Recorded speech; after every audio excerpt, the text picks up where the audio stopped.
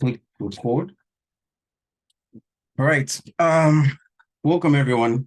It's 3. I know more people usually just, join in as time is moving, but welcome.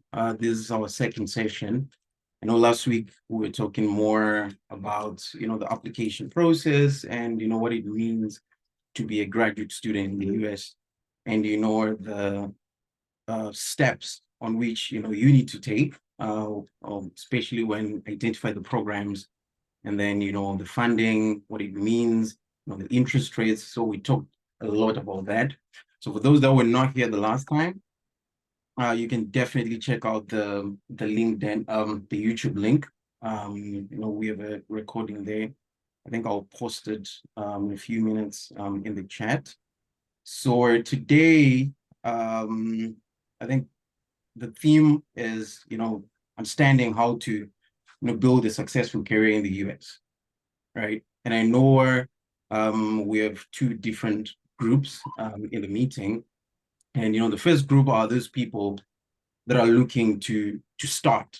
They're actually looking for programs to apply to, when we did a poll on the WhatsApp group chat, a lot of people were in that stage where they're still trying to understand what to do. And so they're still scouting for programs and they're still scouting for universities. So that is fantastic, right? Because today we have an incredible panel. Unfortunately, Ellen ran into an emergency at home and she won't be able to join us today.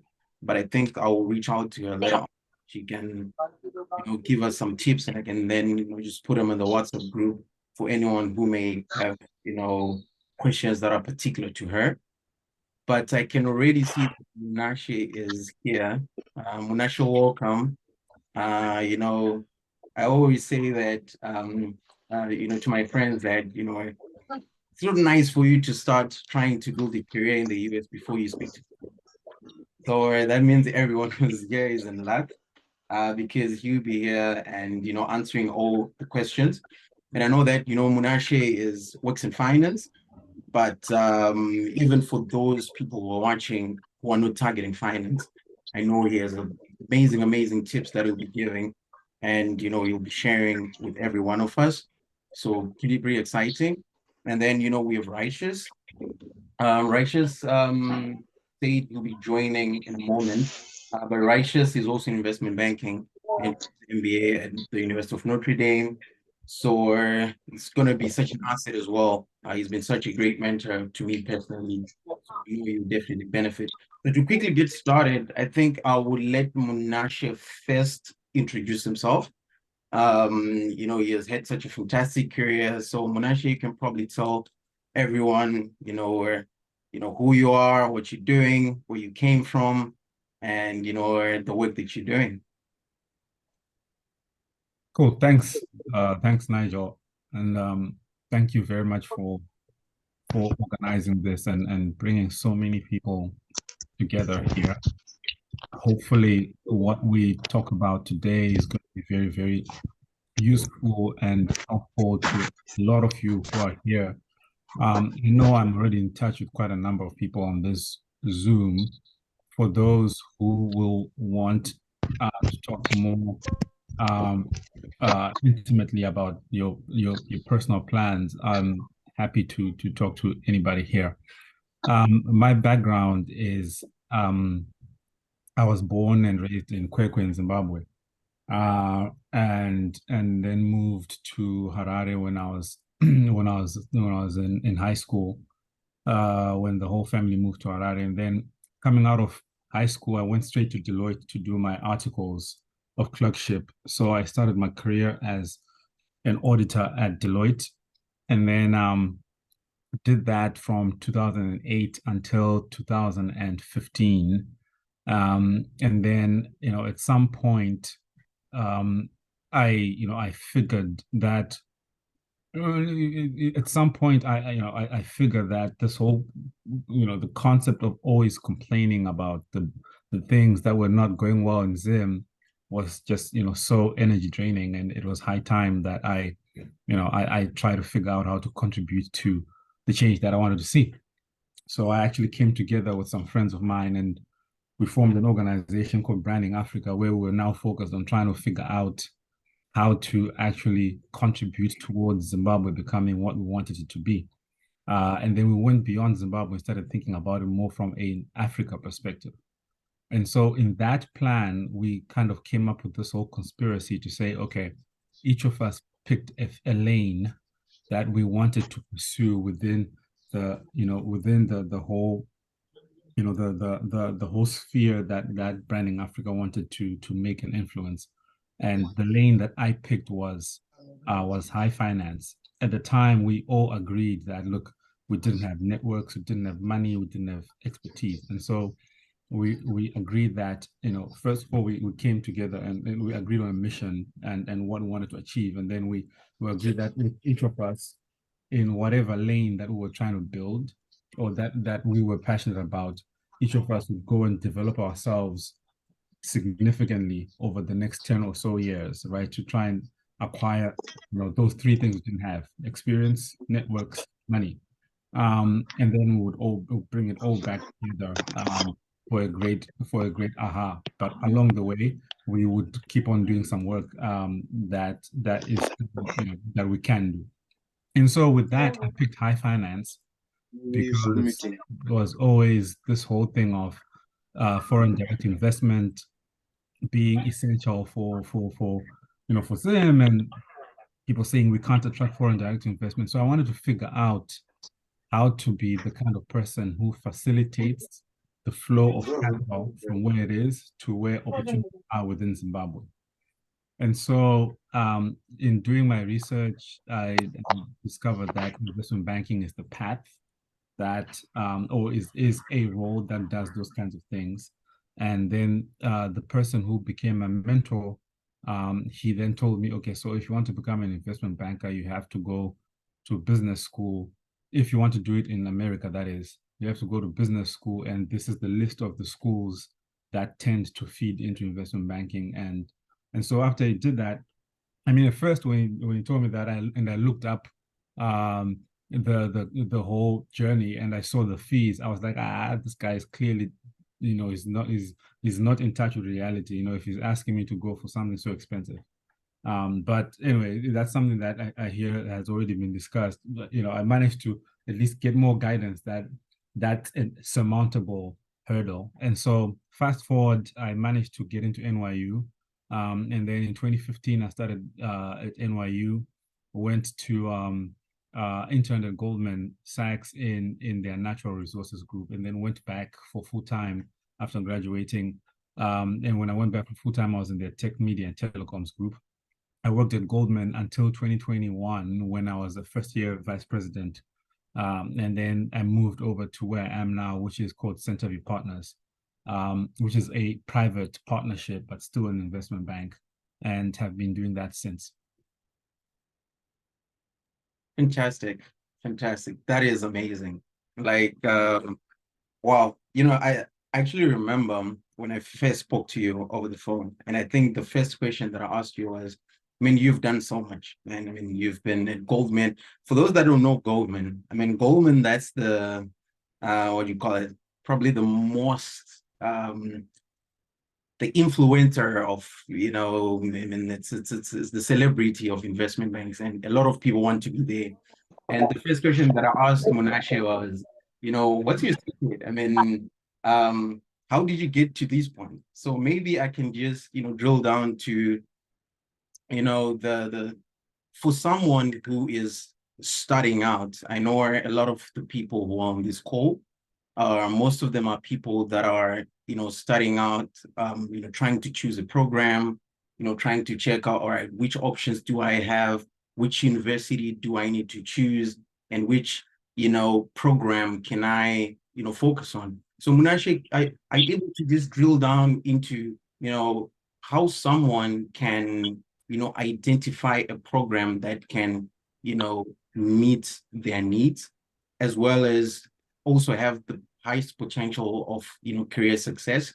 Is it really about the program, right? Is it really about the school?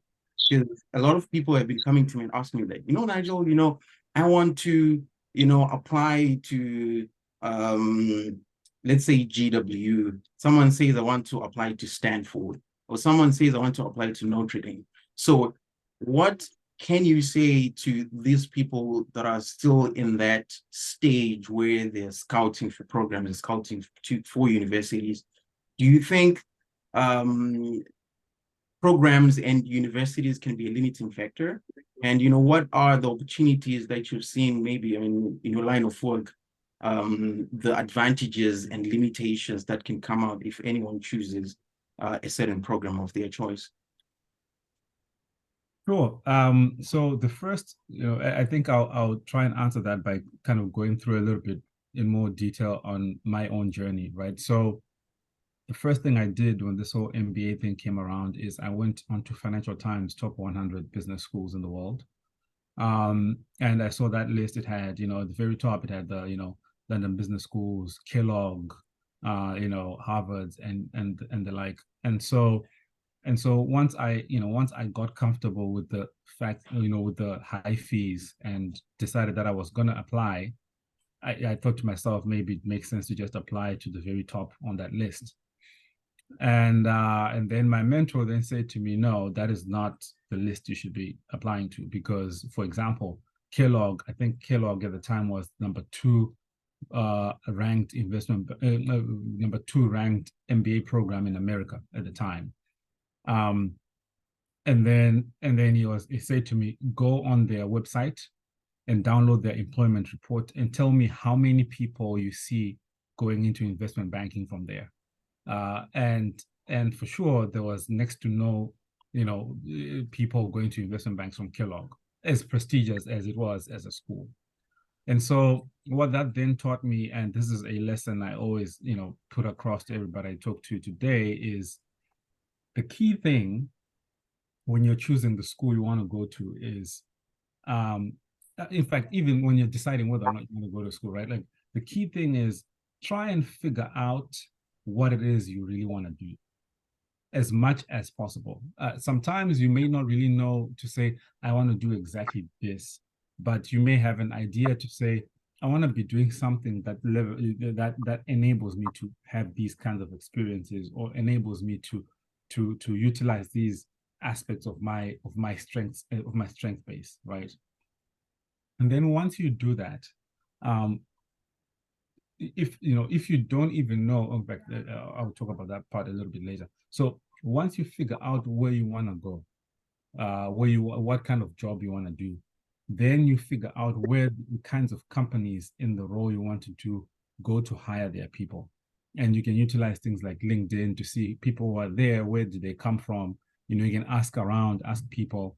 And if it's business schools, it's looking at, okay, so what percentage? So for example, investment banking, looking at the employment reports of the business schools and seeing what percentage, right? What percentage of students are going into investment bank from those specific schools. That will show you that, okay, so like in my case, then showed me that my list was supposed to be primarily 4 schools: Wharton, NYU, Columbia, and Chicago Booth, and then there were other schools, but the list excluded schools that I initially thought that I was supposed to include in there. That's a very important aspect. Now, there are people who will say, I don't really know what I want to do yet. I just know I want to leave Zimbabwe, or I want to leave whatever, right? A key question I always ask people is, try and do a bit of a strength assessment to say, in your personal life, not even professionally, in your personal life, what are the key things that you believe are your strengths that nobody else can do, right? Because achieving success is, getting to do something that no one else does better than you. You achieve success at that, right? And so once you figure out what your strength base is, then start thinking about, okay, another question I always ask people is, are you an employer or an employee by nature? And that, there's a lot more things I ask, I say when I ask that, but to just help contextualize that, or how a person should think about it. And then so once you kind of figure out and then I also ask a longer term question to say, okay, so complete the sentence: before I die, I would like to see X, Y, Z happen in the world. And the role I want to play in that is ABC, right? And then you take all those three things and try to use them to sort of like figure out what kind of role you want to be doing long term. And then once you figure that out, the next thing is let's find the kinds of organizations that do that role, that have that role that you're interested in. Sometimes if it's an MBA that you're sort of like looking into, I say download the employment reports, look at the list of companies that hire from that school, start going on LinkedIn and stalking people who are there and see what kinds of roles are in those places.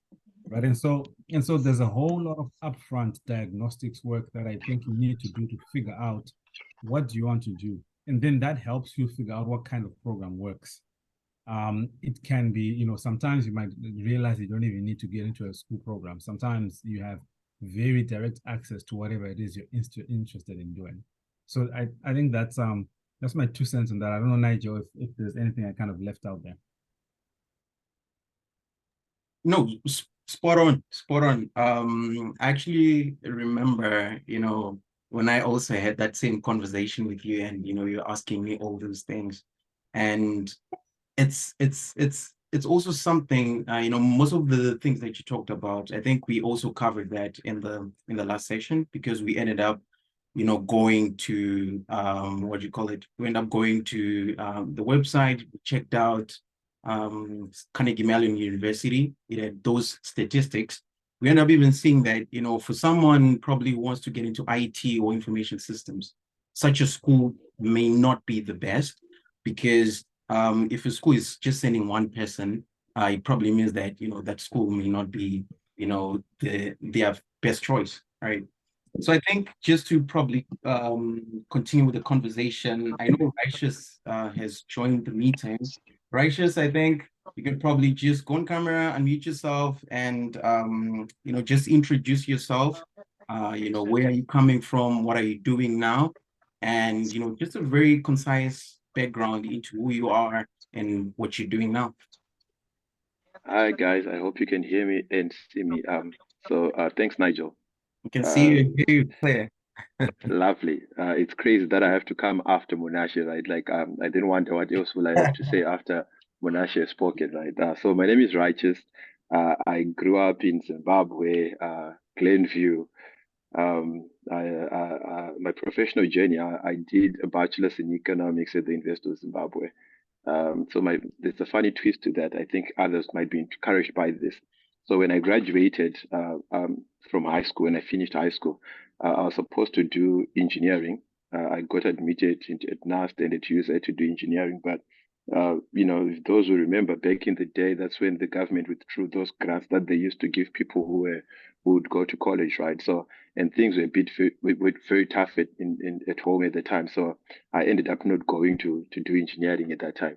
So I deferred 1 year, tried to enroll the following year again doing engineering, but dropped out after one semester. Things were bad. Those who remember the 2007, 2008 kind of thing.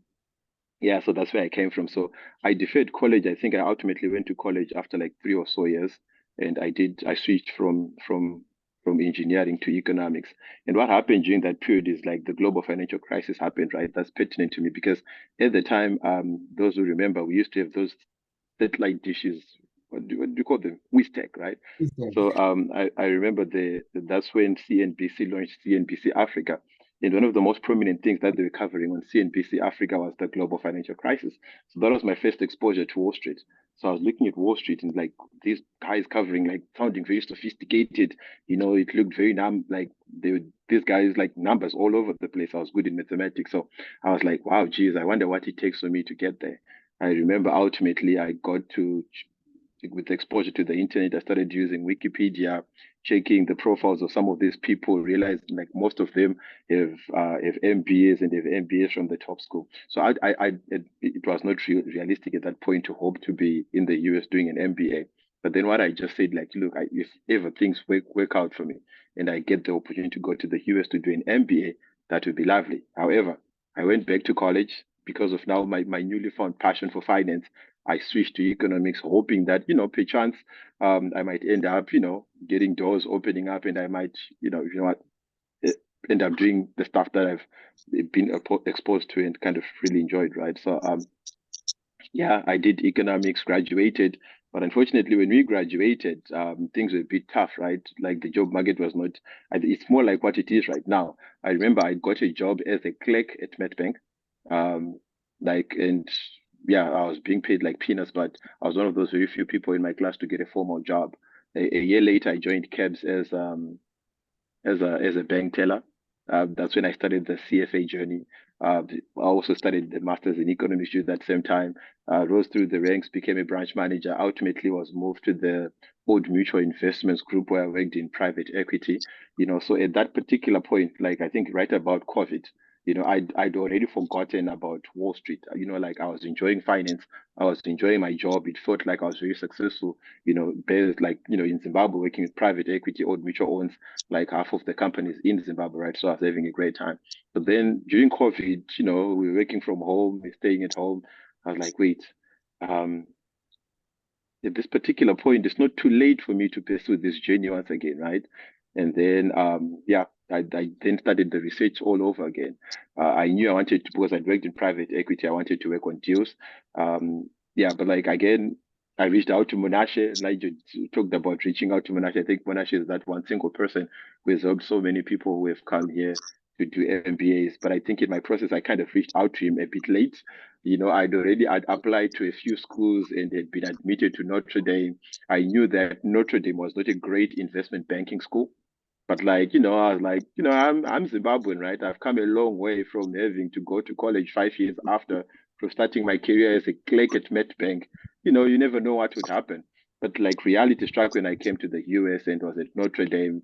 I realized that, like, Moshe Monashe kind of told me when I was about to start at Notre Dame that, recruiting for investment banking is a completely different animal altogether. And of course, I found out when I got to Notre Dame. Yeah, that is yeah, it was a lot of work coming from a non-target school to break into investment banking.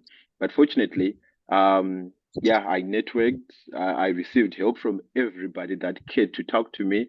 Monashe introduced me to a few guys. I spoke to a lot of guys.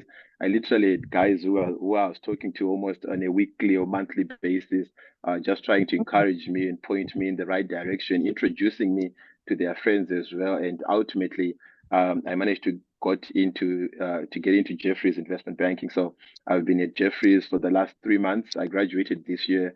I've been at Jefferies for the last 3 months. I should add that when I was recruiting, uh, when I was working at Old Mutual, one of the things that I noticed was the prominence of data science, right? Machine learning, programming, data manipulation, and it was clear that the future of finance for me was going to be much more quantitative and data driven than it is right now. So one of the decisions I made was to pursue a dual degree, a master's in business analytics, which is basically data science, and an MBA. So I did a dual degree. Yeah, and during my internship, I actually interned in data science versus investment banking, which also kind of complicated my investment banking recruiting journey. So I guess my story is just that if you want to get into investment banking, don't follow the steps that I took. You need to listen to everything that Monash is saying. Like, you look at the school, is it a target school, and so forth. But like, yeah, I did manage to make the switch to ultimately to investment banking. So I'm working at Jefferies in the financial institutions group, doing investment banking, covering I cover fintech and and insurance. I think that's it. I hope I didn't go too long, Nigel. No. I mean, you're good. You're good. And I think one of the key things that just stood out to me when you're explaining is, from what I'm seeing, you had a fantastic career in Zim, right? I mean, you're already in management at Zimbabwe's one of Zimbabwe's, if not Zimbabwe's biggest company, and you're already succeeding, right? So when we're just doing a poll on the group chat, I mean, there are a couple of people who has they have a lot of experience, right? These people are probably in the same boat in Zimbabwe. They have fantastic careers going. They're probably earning a lot of money, but they're still in that dilemma where they're thinking that, man, is it worth it? I mean, I have something amazing going on now, right? Is it worth it to leave this career that I have and then, travel thousands and thousands and thousands of kilometers away to a foreign country, go back on the desk? For some people, they haven't been in the classroom since like 2004 or 2005. right? So do you think it's still a good deal to leave a company, live a life in Zimbabwe, come to the US, and then start on this journey and still pursue academic dreams? What's your thought on that? And do you think it's worthwhile, given that you've just recently completed? Yeah, I think that's a good question, Nigel. Thanks so much. What happens is, yeah, you're right. I think in my MBA class, I was on the upper end of the age spectrum as far as age as well as experience as well, right? And even in the masters in business analytics, because the tradition in the US is that kids do a master's straight out of undergrad. It's different from in Zimbabwe in the British system, where you can go work for a couple of years and come back and do a specialized master's degree. So in class in the masters in business analytics, my classmates were literally kids in their early 20s or something like that. So yeah, you're right. I got onto this journey much older, and if there's one regret is that I did this. I should have done this much sooner. Right. On the question of whether or not it is worth it, there are no two questions about it. There are no two questions about it. It's super worth it. And like I think when you're in Zimbabwe, you might want to Google the programs, Google the benefits, and like if you think of it from a career perspective, right? Suppose you're 40. Suppose you're 40. Hypothetically, I'm not 40, but like let's say you're 40. That's a little bit further up. If you retire at 60, you still have 25 years left in your career, right? You still have 25 years left in your career. And in Zimbabwe, yes, you are doing well. But like I remember in my role at Old Mutual, I think I was very close to the ceiling, right? I think maybe one more promotion at best, I would have like literally touched the ceiling. My boss was right around 40 thereabout, and his boss was in his 40s, like early 40s as well. So these guys are paid very well, right? These guys have great packs, they don't go anywhere, right? So the odds of these guys ever living or ever living before they retire was like non-existent, right? So at that point I realized that I'd almost reached my ceiling, and I think that's actually the case with a lot of other people as well. I think the other problem is when people say I'm doing well, the question is, but are you really? Like I hope I'm not trying to take away anything from somebody who's working in Zimbabwe and who feels successful, but that's a good question to ask yourself, right? Like, are you really doing well? How are you defining your success? I grew up in our definition of success from home was like, look, you're successful when you're able to positively impact the lives of others, right? At least for me, when I was at Old Mutual, even though I had kind of a senior position, the point was, yes, I might be doing well for myself, right? But like I was struggling to take care of everybody else. I remember at one point in time, my mom wasn't feeling well and needed an operation, and we struggled to raise the funding, right? So at that point, I was like, okay, yes, I'm doing well. I have a nice car and I already have a house, but am I really doing well? So the question is, I think I would ask people to redefine what success and career success means, right? And if at that point, if you realize that there's always the ability for you to do more. And doing an MBA in particular, I know people are applying all kinds of master's degrees, but doing an MBA in the US in particular will open up the doors for you to attain career levels of success that you've never ever imagined. I speak for myself. Like the work I do now is the work that like I had watched in movies. Like every once in a while I pinch myself and like, righteous, I really here and I really doing this. And if you remember, I said I started off my career as a contract clerk at Metbank, and was a bank teller at some point, and I was very grateful to become a bank teller. And now that I'm here, when somebody asks me, is it worth it? The question is, are you really successful? And I think if you feel you are, maybe, well, it might not be, but I think the real question is, are you defining success properly? Fantastic. Thank you so much, Righteous, for and probably just a quick note. I mean, just try to, I don't know how to mute everyone at once, but if you're in the meeting, you're unmuted, just try to mute so that we can have consistent audio in the meeting. So I think right now, let me just switch back to Munashe. Munashe, you've been, like you say, you started at, Goldman and, transitioned to, Centerview, which is, one of the most successful investment banks in the US. And I also pitched the same question to Righteous as well. So when you were building your career, and I know this is probably going to benefit a lot of the people that have joined who are already in the US, who are already, completing their studies. They're either looking for internships or they are looking for a full-time role, and they probably want to be in your position, right? At some point, because at Goldman, you started in the summer, right? And then you did your internship, you got retained by one of the most successful investment banks in the world. So that means you're doing something right. And then, later on got promoted to vice president, and now, you're principal at a really successful firm. When you look back at your journey, what do you think about, to simply put it, what do you think you were doing right? And any advice that you can give to, any person who's now in this journey and they're looking to be in your position at some point, what are the key things that they can do now, especially when they're enrolled? Do they need to network more? Do they need to send in more applications? Do they need to just go on the website and apply? What are the things that they can do, especially given that Zimbabwe is a completely different environment, right? The US is has a completely different culture. The work approach is different. So what do you think will help people stand out, especially as international students? Thanks. That's a very good and loaded question. And there's so many aspects that go into it. But I think, in summary, for me, what made everything work for me was, one, my faith; two, having the best partner in the world, or rather the best wife in the world; and three, leveraging other people.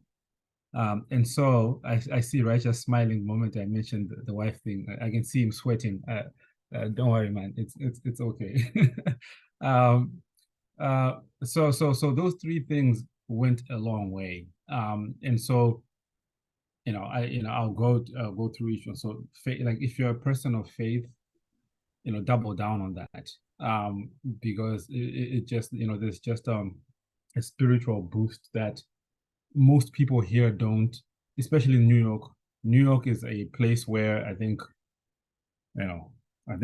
Christians make up like 2% of the population, or something very low like that. And so it's a place where, you will, if you have that spiritual boost, you automatically stand out. And then the partner thing, I no pressure, but if you can find a partner, it makes a huge difference, especially a partner who you can be aligned with. Because also finding a partner in this country is, it has been, I see a lot of my youngins who come here and see them struggling. So that's another thing. But and then the leveraging the people part, I think I want to expand on that a little bit more. And for those, you can see Fungai's message in the chat about the whole, finding a partner thing. He went through it anyway. So coming to the leveraging people part, which I want to stick on this a little bit more, because it ties into what you can also be doing now, right? So one of the biggest challenges I faced, even when I went for my internship, the first time I got my mid-summer review, right? Because it's called a summer internship. So there's two reviews when you're an intern: mid-summer review, and then the final review. When I went in my mid-summer review, I could already see, in fact, they were telling me things like, you're really great, you're great at what you're doing and everything, but people are not sure, if you want this enough, when you compare to others. And then I was like, what does that mean? Um, and and um, and then there was someone who came and they started trying to explain to me, saying, I think maybe you generally have a little bit of a laid back demeanor, and maybe that, maybe it's not as, it's coming across as if you're not as, energetic about it as others, or and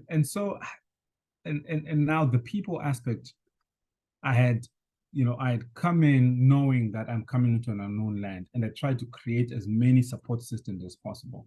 I started tapping into all of those support systems, and I was like, hey, this is the kind of feedback I'm getting. I don't know. I'm trying to figure out what it means. Okay. So in reaching out to people, I realized two things. Two things that are endemic in a lot of us Zimbabweans. One, they were like,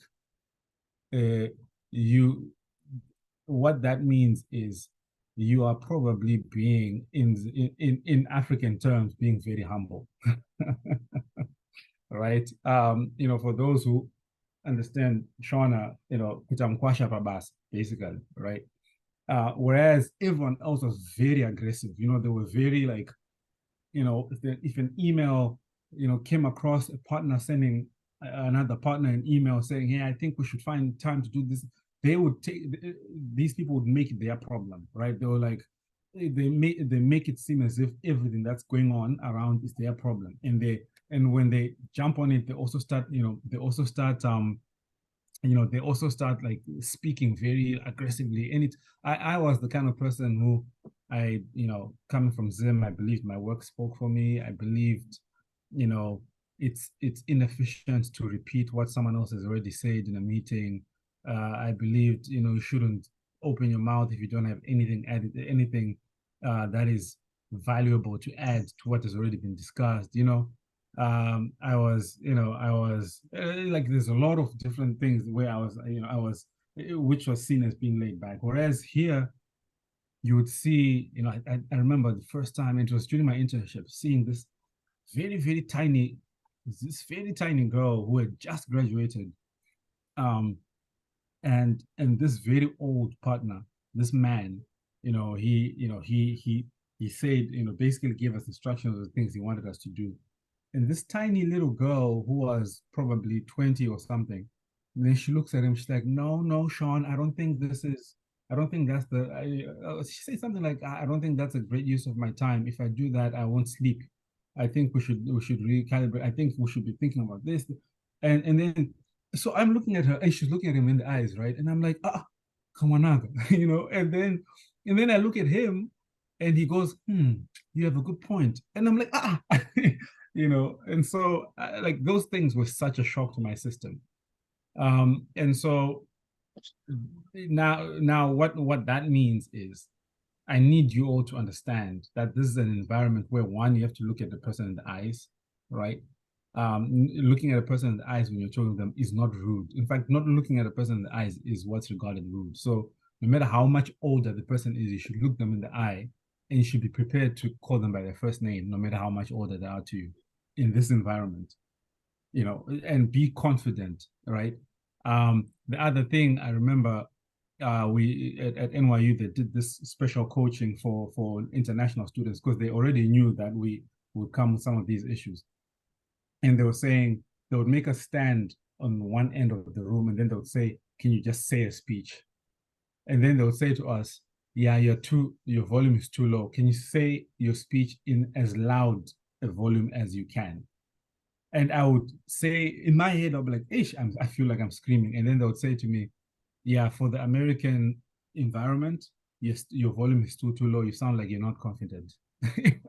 And so thankfully, like the school, like they coached us and trained us to start sounding louder and start being, so it was a whole shift, and it was all to do with how to interact with people. Okay.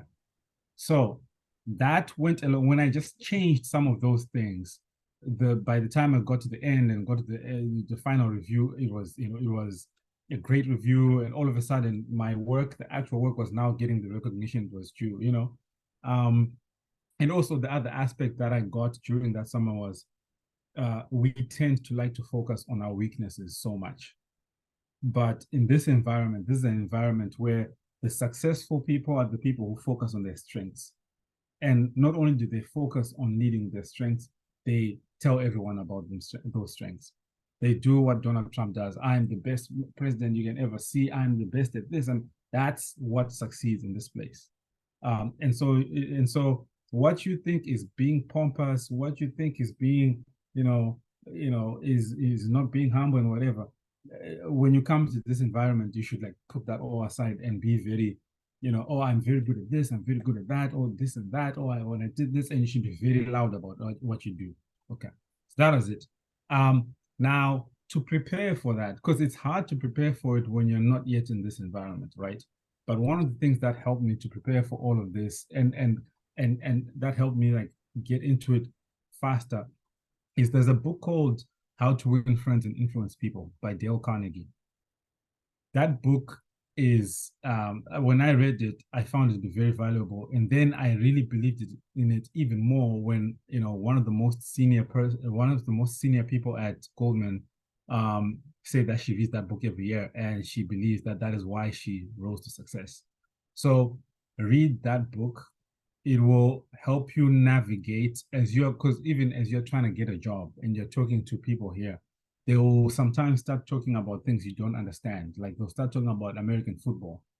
And it happened to me so many times. But the principles in that book say for someone to believe that they've had an amazing conversation with you, you don't have to do any of the speaking.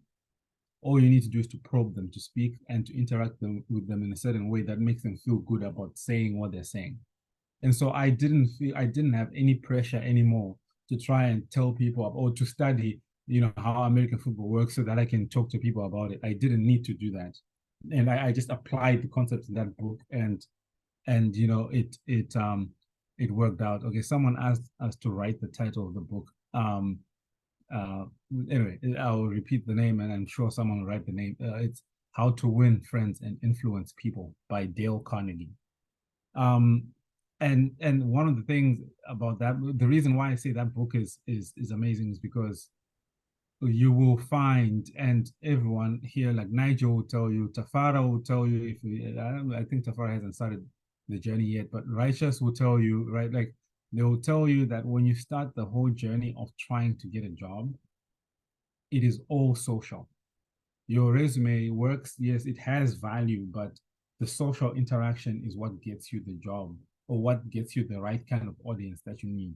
And so being able to navigate that is the most important thing. That's just how America works.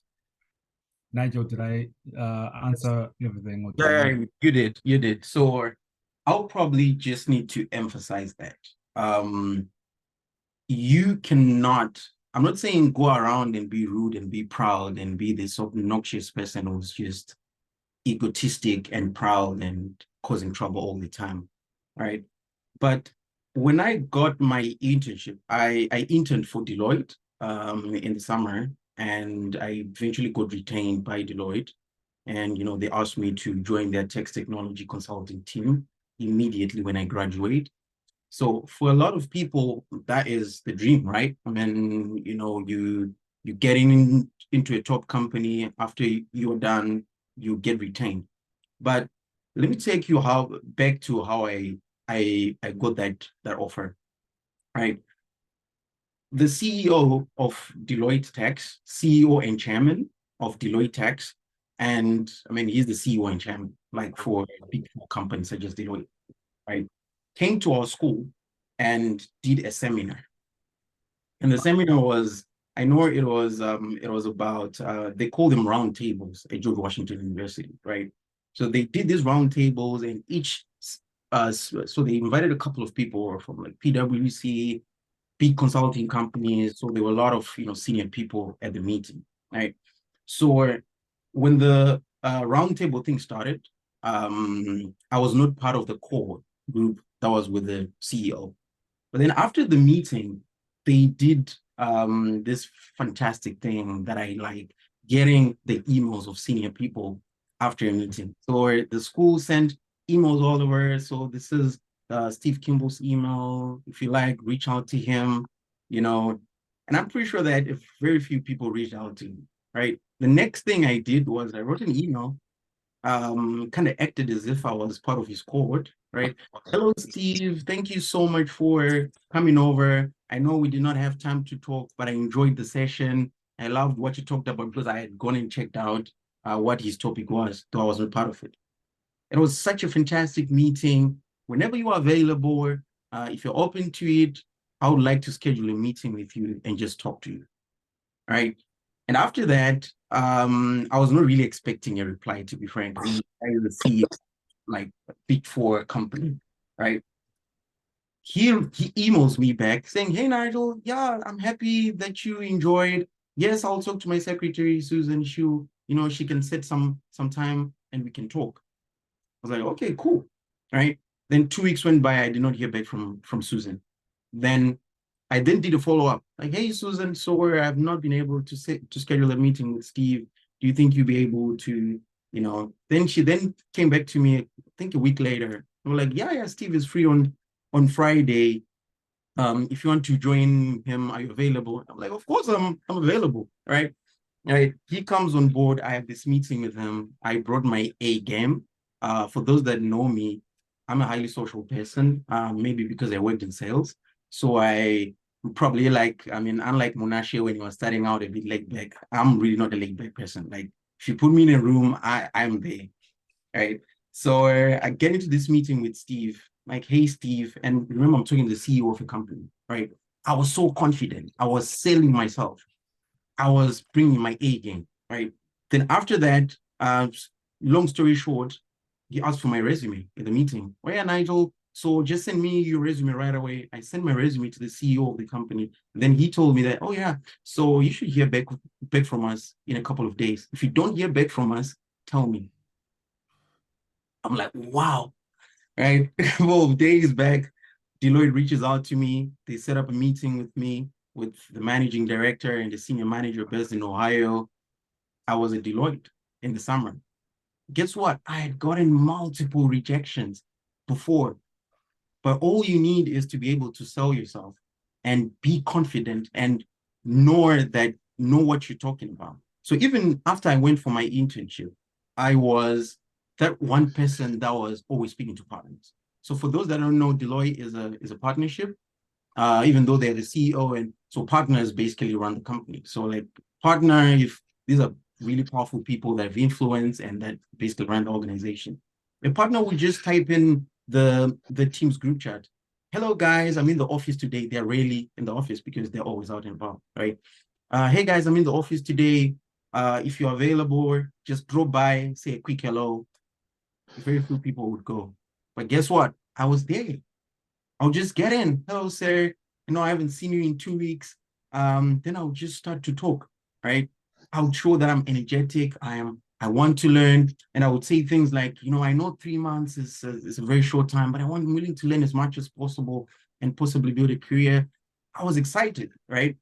Guess what? When the final review was happening, my coach just came to me because at Deloitte, you're given a coach who coaches you for the duration of the 3 months. My coach came to me and was like, Nigel, you make me look good. I mean, my coach was not from McLean where I was working. He was based in Texas. So he didn't know how I was doing. Nigel, you made me look good. Partners were saying we should get him on board at any cost. He did an amazing job. It was most interpersonal. It was mainly about interpersonal skills. So be confident, reach out, especially for those that are already here that are looking to, get a full-time offer or looking for an internship. Don't just go on the website, click apply to thousands of vacancies. You most likely not get an offer, right? But if you're speaking to people, you may be lucky, right? If you speak to senior people, they'll get you on board. Right. So let me just go to Righteous now. And I think I saw him raising his hand. And Righteous, I think you can probably talk more on I know here you kind of had a reputation of being the master recruiter. I mean, when you're looking for a vacancy, you were so dedicated and you're applying to a lot of companies.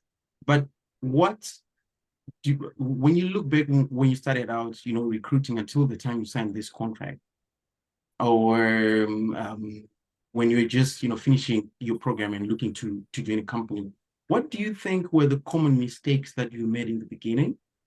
And what are some key important things you can share with people that are on this meeting that are looking to land a secure a full-time role, or they're looking for an internship? What do you think are the key things that really put you out? Because I do know that you did a summer internship as well. So what are these things that you can probably share with those that are already in the meeting and are already in this position and are looking for employment opportunities? Great, thanks, Nigel. So, thanks for the question. Actually, I think what I wanted to say, you will answer the question clearly. Well, I think the biggest mistake I made was uh, struggling with imposter syndrome, starting from the application stage. Uh, like, look, I still don't understand why I applied to Notre Dame is a great school, right? Like top 20, well, not top, maybe top 30. Last time I checked, we were ranked number 23, 24, thereabout, mid 20. So it's a great school. Remember, the US has plenty of schools, right? But like, I think I didn't notice like what Monashe was talking about, that, look, you want to do investment banking. How many people from Notre Dame are going into investment banking? I was more concerned about just getting into a good school, you know. And how about the funding aspect? I know that Notre Dame was one of the richest schools, and it turned out that they're very generous with their fellowships, right? So I think that was my biggest mistake. So I think for those who have not started the application journey, I've had a few conversations, and I see people applying to the University of Denver's business school, right? Like, you're applying to the University of Denver's business school, which is ranked number 100 on the top 100 list, like literally somebody starting from the lowest ranked school in terms of. So the idea, I think, is for people to know that it's not just about getting out of Zimbabwe at whatever cost. You need to believe in your qualification. You need to believe that your experience is relevant. Most people in Zimbabwe already have a master's degree. If you apply in the US with another master's degree, they respect that a lot.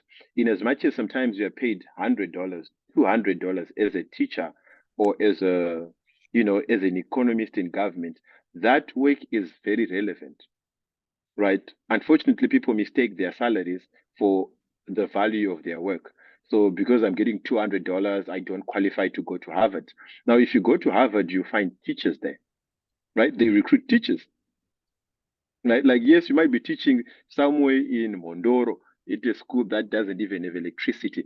But if you think about the initiatives that you do to try and help students, improve work in the community, coach volleyball, coach athletics, all those things are things that when an MBA admissions person looks at, will be like, you know what? This is the kind of candidate that we're looking for. So I think the first thing that you should always do is to aim the highest you can go. Now, if I had done that, I would not have struggled as much as I did when I was recruiting for investment banking, because the next stage was, now I was at Notre Dame. I'm doing a master's in business analytics and another MBA. And for the record, you don't even need 2 degrees in the US. You just need one good degree from a good school. Right. So I don't think it was a mistake. I'm sure the data analytics skills are coming in handy in my career. And even as I progress, I'm sure they will come in very, very handy, and as everything becomes more data driven, right? But you don't need 2 degrees. You just need one from a good school, right? As far as how I went about it, most actually, I had an internship and I had a full-time job. Both of those jobs, I didn't get them by applying randomly into a portal and then getting called for an interview and then being interviewed and then ultimately getting a job. Both roles, I got them through networking. Both of them. I remember for my internship, the company is actually a Fortune 100 company. I was there. I worked in economic modeling and data science. They actually didn't want an intern, but like, I was introduced to their chief economist. He said, like, look, Righteous, I like you. You have a master's in economics and data science. Look, I can use you this summer, right? There was no position. They went and created a position, which they posted on their website and told me to apply. Like, no, don't be scared, right? This position is specifically created for you. Don't think that you're trying to give your position away, right? So that's how I got my summer internship. It was through networking. And because, recruiting for investment banking is tough, Monash and et al. Talked to me about it. So I knew that if I really wanted this, I had to network like crazy. Like I tried as much as I can to talk to every person who cared to listen. I was coming from a significant disadvantage, so I knew that I had to do it like crazy. Like I spoke to everybody. Like I, it's crazy when I say it. The number of messages that I was sending every week, I don't even tell people the numbers because you think that I'm crazy. But like I really wanted this, right? So I thought that, look, I really want this. If I do it, if I suppose it works out, yep. So I network like crazy. And just to mention what Nigel said about being rejected at Deloitte before being taken in after talking to the CEO, the same thing happened to me at Jeffries actually. I applied and I was rejected twice. But ultimately, I spoke to somebody and he gave me a referral. And then the same company that rejected me twice in that same year, ultimately called me for interviews and ultimately gave me an offer. So if you want to apply, if you want to get a job, if you want to break in, my advice would be focus. Yes, you do need to apply to every opportunity that you see, but you need to be talking to more people than the applications you're sending, right? Because the US is a huge company, right? It's a huge country, right? They have plenty of opportunities, but they also have plenty of people who are looking for jobs. So any good job that is being posted is going to receive in excess of 200, 300. I think those who follow jobs on LinkedIn, you would see a job that's posted yesterday with 300, 400 applications. So the catch is, particularly if you're coming from Zimbabwe, if you're international and your work experience features companies that people have never heard of, network like crazy. Focus on sending those emails and messages and try and be outgoing. Go out there. There are networking events, there are functions. Don't stay within your cocoon. Like step out of your comfort zone and talk to as many people as you can. So initially I same the same thing. I think Menashe also touched about it. I wasn't good at it. It was kind of outside my personality. Of course, I was a banker.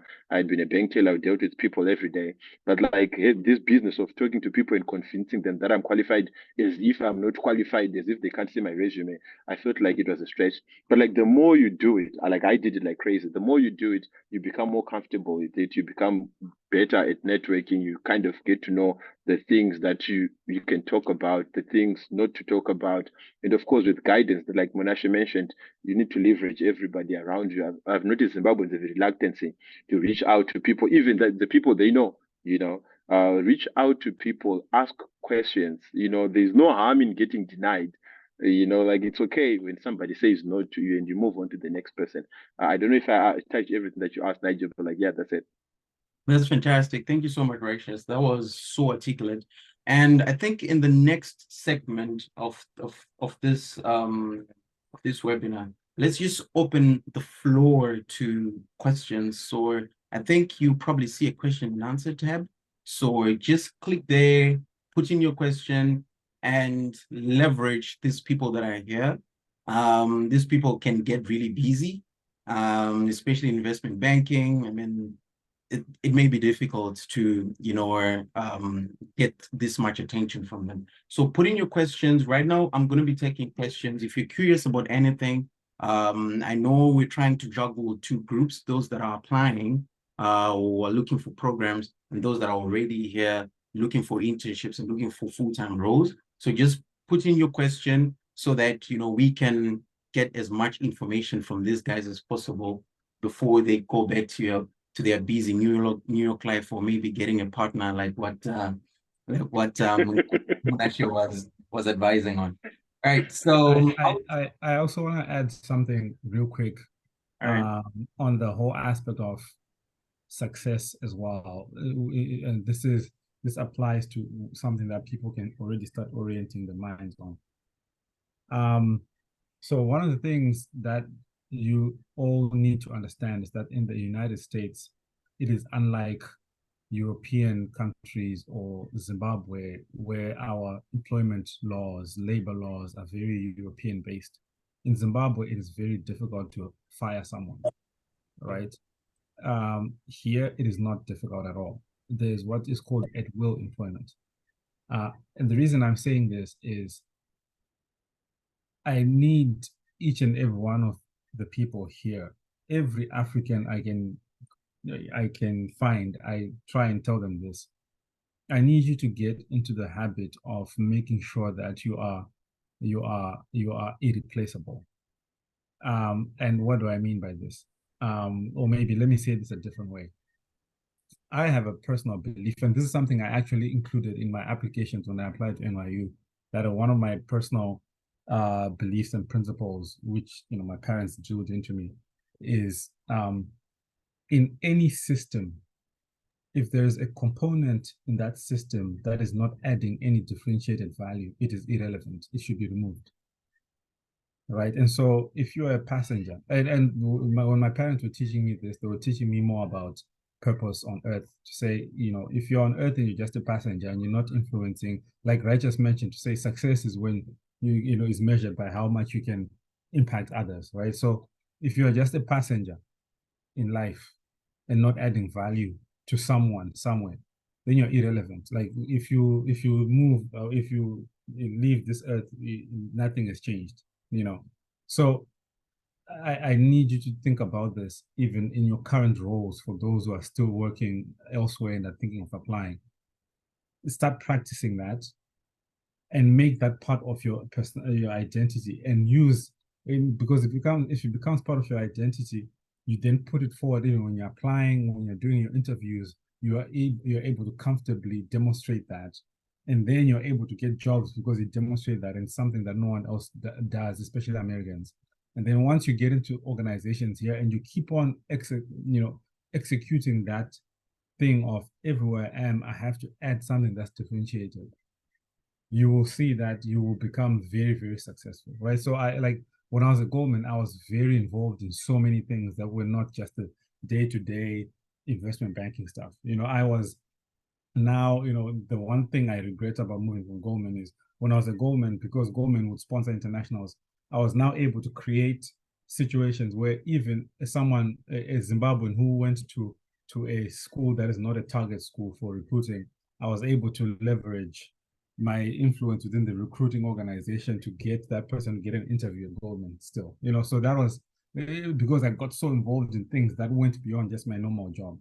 Now where I am, it's interview partner, same thing. Like, I've got my normal job, but even in my normal job, on my teams that I'm on, I am, doing things that if I was not on there, they wouldn't be happening. And then in the organization as well, trying to do things that make sure that if I wake up and say, hey guys, I think I'm going to quit and do something else, they will start thinking, hey, so who's going to do that? Who's going to do that? Because there's so many angles that I'm trying to do things that are differentiated. And I think it's a thing that for those who are still in preparation mode, who are not yet in school, try to start practicing that in your day-to-day, so that it becomes part of your DNA. That way, when you eventually move on to and come to the Americas, where you're competing against these white people and whatever, you're able to still shine very strongly in that manner. Fantastic. That is really, really important. I cannot, I think for the purpose of time, let me not, I was about to go on a whole explanation, Jen, but let's just make sure that, we try to cover the questions that people have posed first. All right. So, Tendai saying, thanks for the motivation, Munashe. How did you then jump the financial hurdle? I think this message was posed earlier when you were explaining on the financial constraints that you faced in the beginning. So I don't know what the question relates to specifically, but I mean, do you have any explanation you can give on any financial, how you ended up, covering any financial hurdles as we were moving? I think it's referring to the part where I said I looked at the fees at the schools. Okay. And I think you mentioned that you guys talked about it at length on the last Zoom. Is that right? Yep. And I assume it's available publicly, yes? Yes, it is. So maybe just to quickly touch on that for those that are not, that were not in the previous meeting or that have not yet watched the video. So when it comes to those that are coming to the US and, they're trying to apply for these master's programs, there are basically two options that I know at least, right? It's either you're coming through a scholarship, and this can be an external company, an external organization that's giving you scholarship, or it's the university that's giving you a full-blown scholarship. But the one that I've been focusing on specifically was mainly international student loan financing through an organization that I'm, happy to serve as an ambassador for. And what they do is, they have this loan financing program that caters for basically all the costs that you incur when you're a grad student. So it'll cover part of, if you get a merit based scholarship and it covers a certain part, let's say 70%, and you have 30% tuition left that you need to pay, they'll cover the 30% and the rest of the living expenses. So, but I mean, just go and watch that video. We'll speak to it in more detail. I think today let's just leverage Munashe and Righteous and make sure that we are able to prime as much wisdom and much knowledge from them. All right. So No, the only thing I would add there is I would highly advise people to first get into the schools and then start asking that question afterwards. That's it. That's true. That's true. And then the good thing is the loan financing program happens after you've got an admission. So that means if you apply to a school and NYU likes you and they give you a full ride scholarship, guess what? You don't need to get any loan, right? Financing is the next step, right? Do the things that don't need money, do the things that don't need at first, then you can then deal with the problem later on. So the next question is, hi, since you guys are in the US, how is the work environment like, especially on gender issues? Are there any gender biases on high level leadership positions? Munashe, I think you are in leadership currently. You can probably answer that one. And then Righteous, you can also jump on board after, um, afterwards and just comment on that as well. Yeah, I'll try to be quick about it. Yes, there are gender issues, there are race issues. However, it is very specific to organizations, and it is also very specific to within organizations, departments. So, for example, even at Goldman, there are some groups where you knew, being a black person in that group or being a woman in that group, you probably be the only one because there's no senior women in that group, for example. Whereas there are some groups that were, for example, in the group that I was in TMT, where there were very senior women in the group. There were, you could see black people progressing and stuff like that. And then now, even where I am at Centerview, we've got a black woman who's a partner. We've got like we can see people of color and people of different genders, getting shots to move up. So one of the things that you would be doing when you're trying to get a job out of any school program you're in is to also assess the companies you're interacting with to see if that place has the kind of culture that you think you can succeed in. I think that's all. Fantastic. Righteous, any quick comment on that?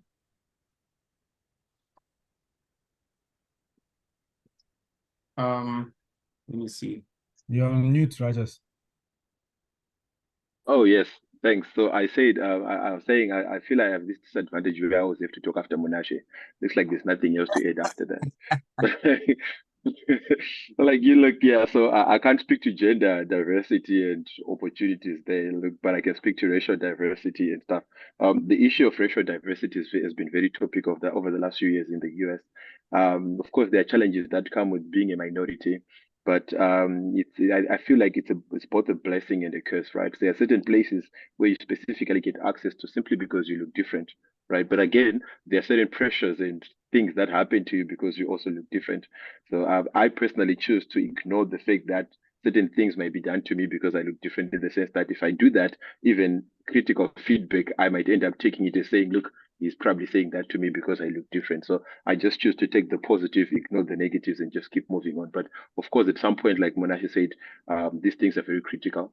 You need to do your due diligence while you're recruiting. But that brings me to the point which I want to emphasize, and I think everybody has talked to me about applying to schools. I've also mentioned that you get that leverage to look at companies and say, do I want to be that company? you get it not when you went to Denver, right? So people have to be very mindful about the schools that they're applying to. Be intentional. Don't apply to schools out of fear of getting, like, if you're going to apply to a number 60 ranked school, right? Like, these rankings are not very objective, so don't read too much into them. But like, make sure that if you're in the 60s, you've been rejected in the 40s, right? If you are in the 40s, make sure you've been at least one or two applications to schools that are in the 30s and in the 20s. If you're in the 20s, make sure at least you've been rejected by, some school in the top, you have been rejected somehow. I've talked to people who straight up apply to number like a non-ranked school, and I'm like, okay, now you're a Zimbabwean. The previous question was about funding. You're going to take a huge loan to fund yourself, and like in the US, just the loan for upkeep alone is significant, right? Forget the tuition. Just the loan alone for upkeep is significant. And now you're going to pay for tuition. Suppose you didn't get a scholarship and you need a job that will be able to pay you back so that you can live comfortably. You still have aspirations. You still want to build legacies. You still want to take care of family and stuff like that. So people should be very intentional about the schools that they apply to and the programs as well. I tell everybody who qualifies for the MBA to apply for the MBA. The only reason you should not apply for the MBA is because you do not qualify for the MBA. And America is a bit different. I don't think anybody mentioned this, that the whatever that you studied is not relevant. I think Menashe did mention it. Whatever you studied is not relevant. At Notre Dame, our best student, she got the award. She was the president of the consulting club, and she went to McKinsey. Was a lady who did religious studies, and yeah, and she was a teacher before coming to business school. And she was the president of the consulting club and ended up working at McKinsey. And she was the best student in terms of academic performance, right? Like in Zimbabwe, try to encourage a teacher with a similar background. She would think that the MBA is not a place. She can't do anything else other than a master's in religious studies. So I'd encourage everybody to do an MBA. The only time you not do an MBA is if you're not qualified for it. And again, MBA is concentrations. If you want business analytics, you can do an MBA and concentrate in business analytics. Instead of doing a master's in marketing, you can do an MBA and concentrate in marketing. If you are, I'm sure you get the point. So some of these benefits accrue to you if you go to a top ranked school. That's where you then start asking. You have the leverage to say, look, even when you start at a company that you don't like and you feel like you're not being treated right because you're a woman or because you look different, you can then say, you know what, I feel like I'm not being treated right here. If you have a top school diploma, it's easy for you to then jump ship and go elsewhere. If you go to some little known school, it's easy, it's difficult for you to even have the leverage to say, do I even want to be at that company? Because you're just going to take whatever company that's going to give you an offer. I know it was a rant for longer than expected, but I hope I answered the question. You sure did. You sure did. And I think you also answered, because there's this question that says, for investment banking, what should you advise, MBA or MC? And I think we are kind of in a dilemma, right? Let's say we have someone in the chat, right, who's like, look, I'm not MBA bound. I don't like MBA. This is not me. I'm history, I'm literature, I am health, I am engineering. Does that mean, Righteous, I don't have to come to the US? Or does this mean that I won't succeed? Can you probably just, comment on that dilemma of someone who was an MBA and MSc? And I know we may have other people as well who are looking to get into, PhD programs, right? I know you are MBA, you love MBA, but can you comment more on that for someone who is in that dilemma? Great. You can hear me? Oh, great. So I can answer that. In point of correction, I'm not MBA. I'm MS Business Analytics and MBA. So I did both a specialized master's and an MBA. So I completely understand, right? The MBA might not be for everybody. I wouldn't understand why. I'm biased, of course, because I did the MBA. Because if you did engineering, the MBA was meant for people like you. The MBA was actually not meant for people like me who did a business background. Look, you're gonna repeat most of the stuff there, but like, yeah, if you did engineering, if you did chemistry, if you did religious studies, the MBA, those are the people who benefit the most out of the MBA. But to take that aside, yes, you can go on to do a specialized master's in your or in your desired field, right? Like if you're an engineer, you can go and do a master's in engineering. If you're a computer scientist, you can go and do a master's in computer science. If you are data science and stuff like that, right? So those options are available, including PhD.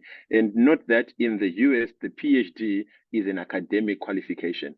It's different from Zimbabwe, where you have Dr. Mangujres was the CEO of Dr. So and so is another CEO of, I know the CEO of Nedbank is another doctor, something, something. In the US, if you do pursue a PhD, they don't expect to see you in companies. Yes, you find PhDs in companies, but the PhD route is meant for people who are academic, who are going to become professors. And it's a 5-year journey completely based on research, right? And yeah. And the other thing that I would mention that also separates the MBA from the other qualifications, I think you guys will do your research. Munashe mentioned the employment reports. Now, if you go to any top MBA program, and check their employment report and look at their average income, right? The average 150. I understand NYU is like 180 or too close to 200 this year, right? Now, if you look, same university, NYU, MBA, 200. NYU also has a master's in business analytics. Check their employment report. I bet their average will not go more than 100. So what is that? What is that telling you? What you're getting there is that a person who did an MBA at the same school is getting twice what the other person is getting with the masters in business analytics, right? If you're in the US, people would say, I don't like money. You know, money is not a huge motivator. But guys, let's be frank, we are from Africa. We are getting significant loans for us to pursue this qualification.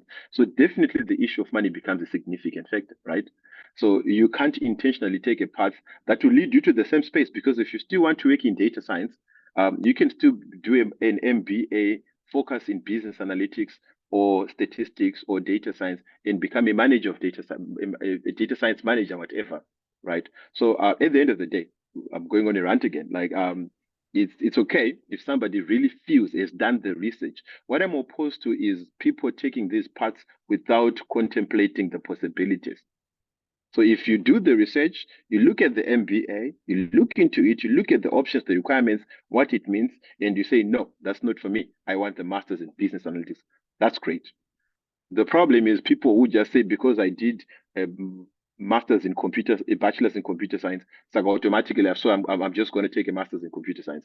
Or I did sociology, so I'm automatically going to do something sociology. I did environment, so I'm going to do sustainability management, stuff like that. I think people need to consider the whole spectrum of options that are available to them, rank their options, and make a thoughtful decision on which path they really want to take, as opposed to just picking masters in economics because I did a bachelor's in economics, or masters in actuarial because I did a bachelor's in actuarial. Fantastic. Thank you so much, Righteous. And I know that's a very important point, because I think it's mainly because of where we come from. I mean, if you're in Zim, if you want to work in marketing, you have to go and study marketing. And I think it's a point that I also talked about in the previous webinar, that for those that are business centric, you may not necessarily need to go and do a master's in marketing. I know it's an incredible program. You go and learn a lot about marketing, but it may not be a powerful graduate program for you to, build a career in marketing, right? There's diversity. You can, you'll be amazed if you go on LinkedIn and you see CEOs of investment banks who studied music, and you're like, how is that even possible, right? That's American culture, right? If you are competent, if you're good at what you're doing, you can be almost anywhere you want to be. But considering things like MBA, there are certain places where that would be difficult to get into. For example, consulting, investment banking, right? If you're coming in with a master's in specialized masters, it may be difficult for you to land a role as an associate in investment banking, because it's a prime requirement that you need to have an MBA. So those are some of the things that that you have to consider. And I know Munashe, this is a topic that you probably talked about so many times before. And I know your hand is raised. Would like to, put a comment so that you can clarify more. Yeah, I think so I think I would re-emphasize start with the end in mind, figure out where you want to go first, and then look at who goes there. Where do they hire their people? And then structure and then decide the program based on that. Right. And so because I get a lot of people are starting, they're leading with, oh, what if I want to do a PhD? What if I want to do, that's not the starting point. The starting point should be where you want to go work, and then find out where those people hire, and then go there. And what we're telling you from what we know is, for example, if it's investment banking, it's the MBA, period. Like everything else, yeah, people can do it. There are people who have managed to break in through doing a master's and whatever, but it's like one in very few, right? And so you don't want to go through all of those hassles if you have the availability or the ability to take the easier path in America. So that's one. Two, the other thing I wanted to also demystify is the MBA, because this is something I didn't understand before. What we are used to from not being from America is that when you go into a school, the experience in whatever you're doing is going to be extremely academic and all about getting grades. The MBA program here is not like that. It is very experiential. It is very, when you get into class, you're discussing, you're debating, and then you go out, you get into your study groups, and then you start, working on assignments. You go into class. Class is not a lecture where the lecturer is giving you concepts and you're taking notes as much. It's more of discussions. You get assignments to go and read up stuff. You come back and you're discussing, and they're bringing in business leaders from industry. They're doing like panel discussions in the classroom and all of that fun stuff. So it's a very different experience. It's also very social. So it's not the standard, I'm actually going to school where I'm studying to write an exam and put formulas and get A's or B's or whatever, right? And so that's something that's very important to know. And then the other thing I wanted to point out is as far as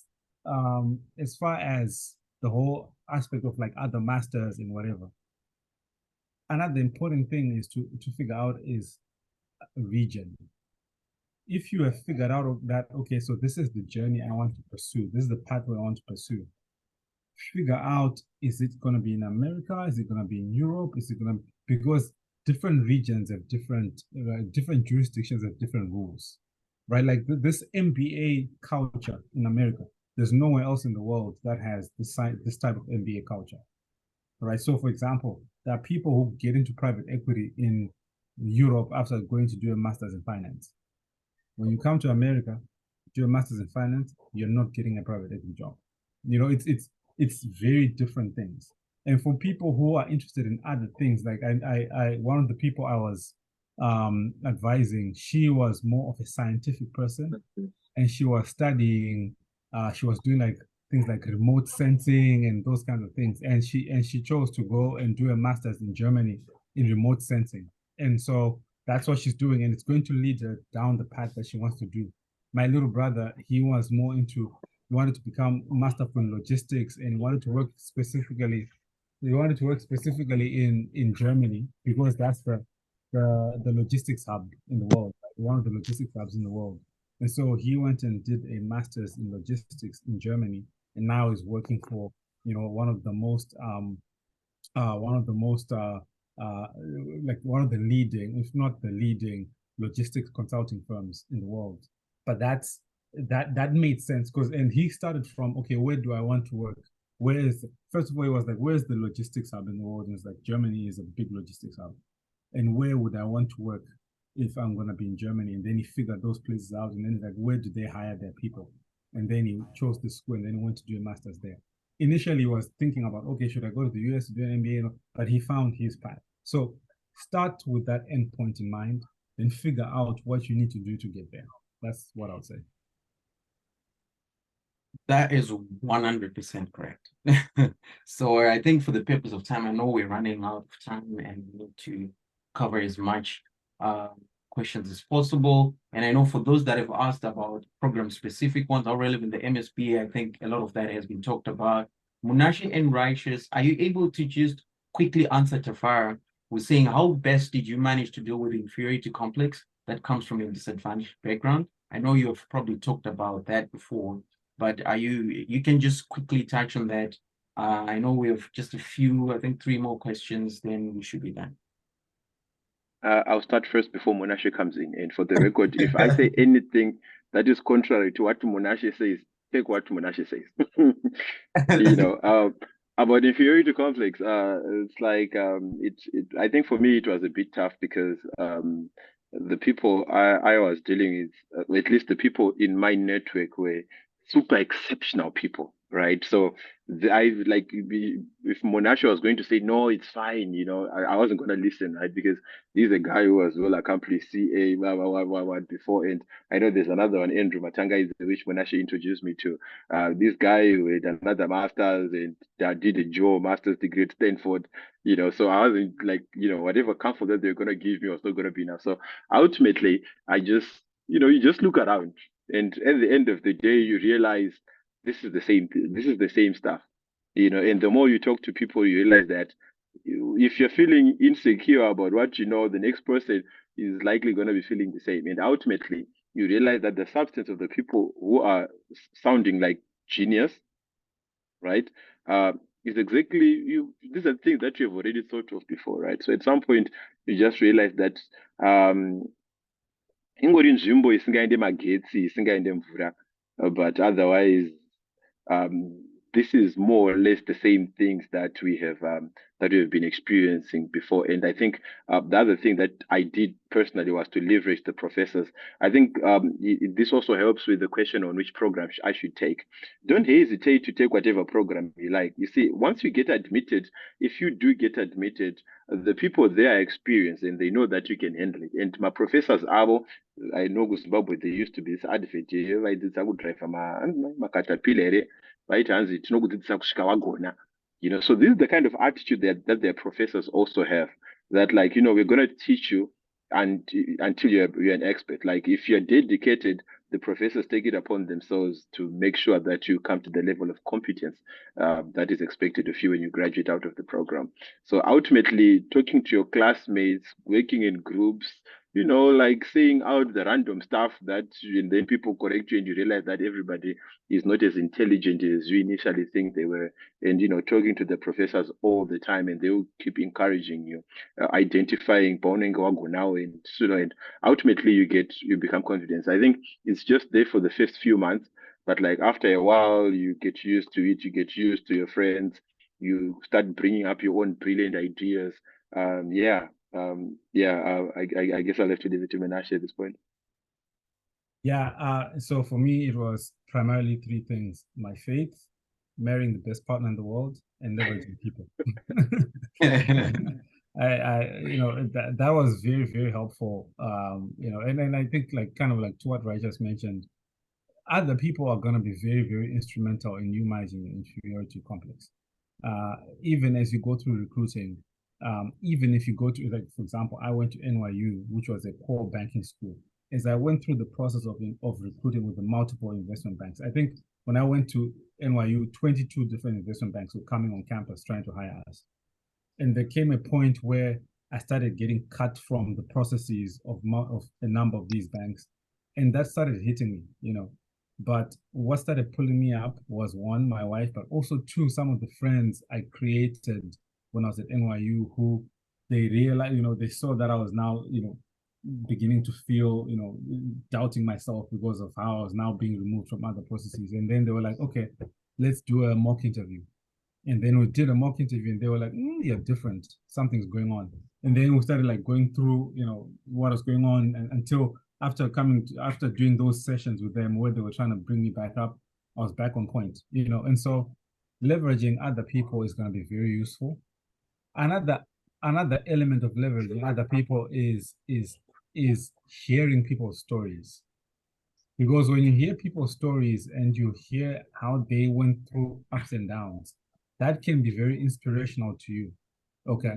So I think you should also be very willing to like learn from others and be like, can you tell me your stories? Can you tell me how you overcame these and these challenges and stuff like that? And when you see that others who came from where you came from overcame the things that you are facing, that helps give you a little bit of a boost, you know. And so it's this one is a tough one because it goes into issues of mental health sometimes, right? And so it's also like just figuring out how to manage what works for you in terms of just managing your mental health. Like some people I know, if they're feeling low and they're feeling demotivated or they're feeling like they're losing control of things, they like to regain control by getting, like, I'm one of those people who I do karate, right? Like I like to feel better when I get into my karate training, and then I'm sparring someone, and if I beat someone, I'm like, okay, I'm back in control, and so find what your outlet is and what works for you, and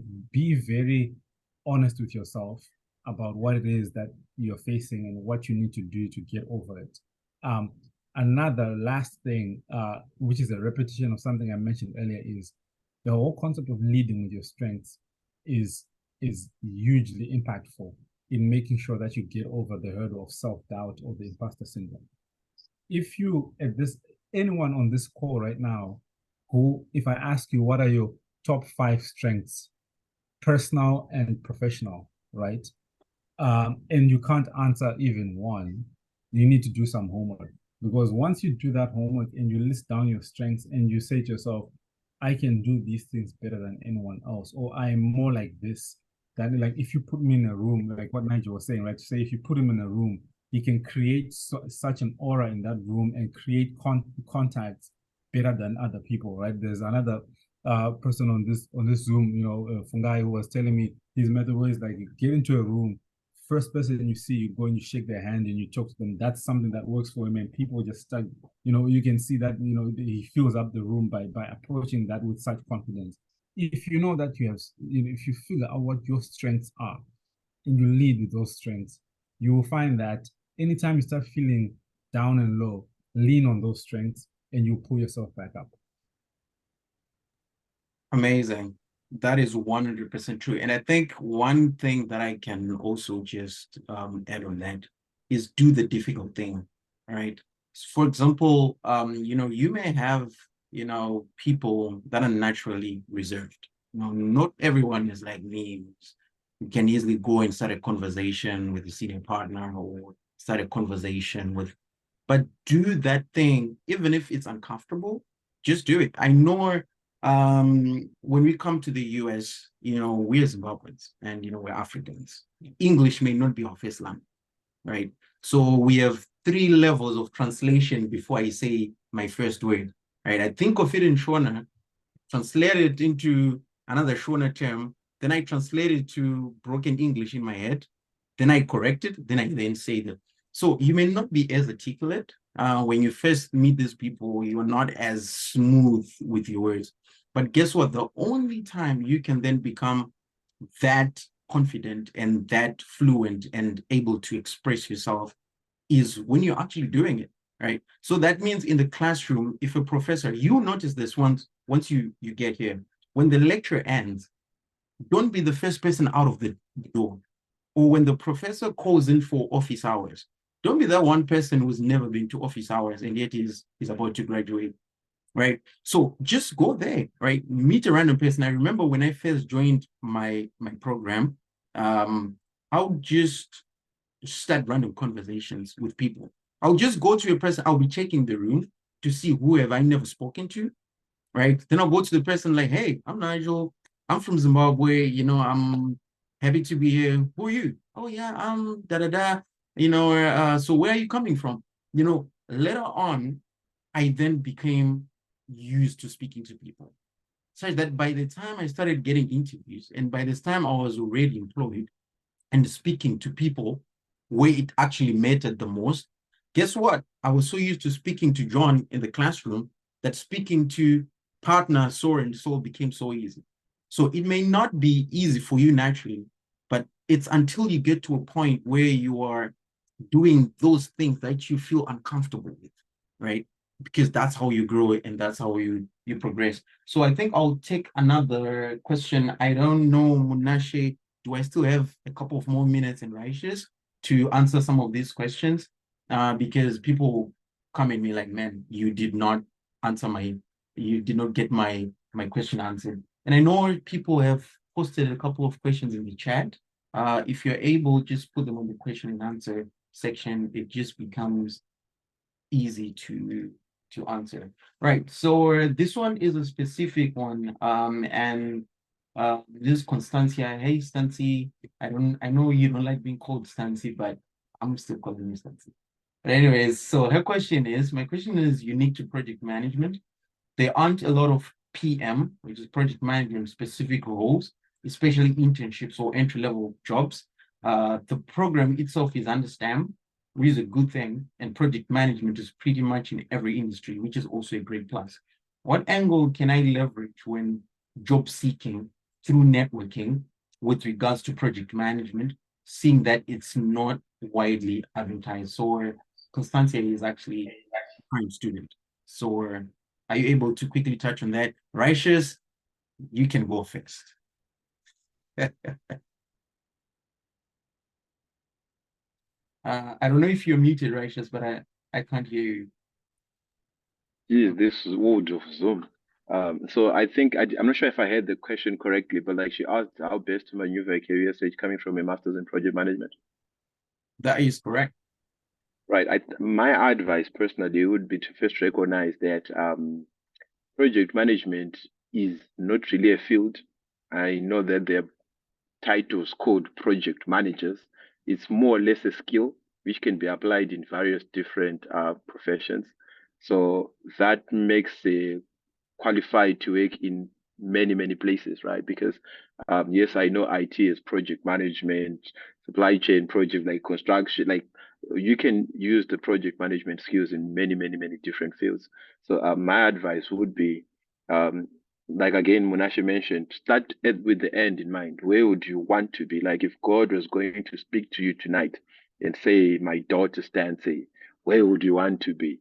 That place. Now start with that place as the end, right? And then trickle backwards, like, okay, I want to be in I don't know, logistics or HR, and then which companies, and then okay, if these are the companies, which people, right? Like, do we have alums in in those companies? Do we have alums in those functions? Even the ones that didn't do project management. At the end of the day, you're gonna get a job by just talking to people, convince them you're competent, and they're gonna say, you know what, Stancy, I really like you. So as a side note, there's a Zimbabwean lady. She works in equity research. She didn't have a finance background, as you can imagine, and she said how she got her job. She had technical background from the University of Zimbabwe. I think she studied geology and geography or physics or something like that. But she had fallen in love with Wall Street and equity research and all that stuff. And when she spoke to this guy, the guy was like, "Yeah, I hear you, I like you, but like at this particular point in time, we are not recruiting for equity research associates. We are, however, looking for an administrative assistant, which is more like a secretarial job role." And she agreed to take it. Right now, she's a director in equity research at one of the boutiques in not boutique, one of the top research houses in on Wall Street. So at the end of the day, you just need to know what you want, gravitate towards that through networking, and ultimately you get a job, right? And it's important to note, I know it might not have that project management by itself, yes, it's more of a skill as opposed to an actual field. You can use those skills to stand out in in HR roles, in IT related roles, in supply chain, in technical product management if you have a technical background and stuff like that. So I guess that's my advice. But if Munashe says something different, please disregard everything I said. Munashi, do you feel I, like you need to add a couple of things, or you no, should go? I think Righteous covered it. Awesome. So then the next question that I'm getting is it possible to build a career in the US without going through the school route? I'm interested on the software engineering aspect of things, but going through more schooling makes me feel a bit reluctant. All right. School, I just suck it up. And should I just suck it up and look for schools that are good in software engineering, or there are other ways that can allow me to build a lucrative career in the field? I can start with that one. I think I will re-emphasize the whole aspect of identify where you want to go. So in terms of software engineering, right? If you say to yourself, I want to be a software engineer at Google, then great, go on LinkedIn. There's a way to filter on LinkedIn, by people, who are at Google and looking at, people who are software engineers there. Look at where they came from, right? And that will show you the pathways that people and try, and again, like to Nigel's point about doing things that you don't usually do, just reach out to them on LinkedIn and like, hey, I'd like to have a conversation just to understand how you got to where you are. Like try and figure it out by talking to people who are where you are, or studying or stalking people who are where you want to be. See their pathway and see if it, if you see that there's a good view of people getting that pathway without having to go back to school, then great, right? Righteous and I and Nigel here are definitely not that well versed across all industries to know exactly the pathways. But these are the tools that we would apply for ourselves if we were trying to figure it out, right? So go on LinkedIn, find those companies that you want to work for, find people doing it, look at their pathways. I think that's the biggest I would say there. I don't know if Righteous, you have anything to add there. Nothing to add there, Munashi, but just to emphasize what you had already meant. I think people would look at my professional or look at my journey and wonder how a guy who was a contract teller at Metbank ended up as an investment banker at Wall Street on Wall Street. I would say God. I hope people don't get offended if I mention that God brought me here. But if there's anything that I also did was I was always on LinkedIn.